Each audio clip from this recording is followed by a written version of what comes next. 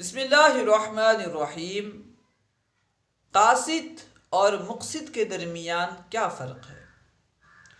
قاصد اور مقصد دونوں کے حروف اصلیہ ایک ہی ہیں، دونوں کے حروف اصلیہ برابر ہیں، قاف سین تو، لیکن دونوں کے معنی میں بہت فرق ہے۔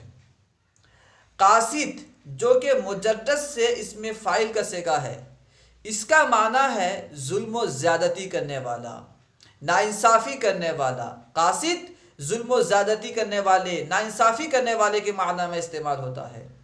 اور مقصد جو کہ باب افعال کا اسم فاعل ہے، اس کا معنی ہے انصاف کرنے والا۔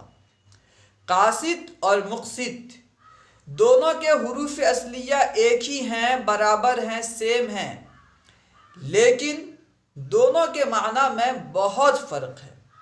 قاصد کا معنی ہے ظلم و زیادتی کرنے والا، اور مقصد کا معنی ہے انصاف کرنے والا۔ دونوں الفاظ قرآن پاک میں استعمال ہوئے ہیں۔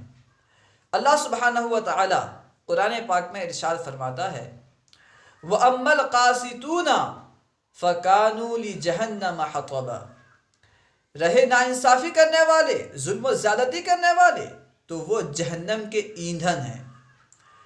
اللہ سبحانہ و تعالی انصاف کرنے والوں کے تعلق سے فرماتا ہے، ان اللہ یحب المقسطین، بے شک اللہ انصاف کرنے والوں کو پسند کرتا ہے۔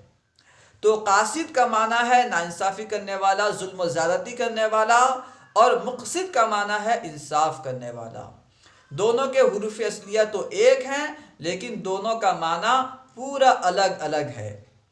اللہ و رسولہ اعلم۔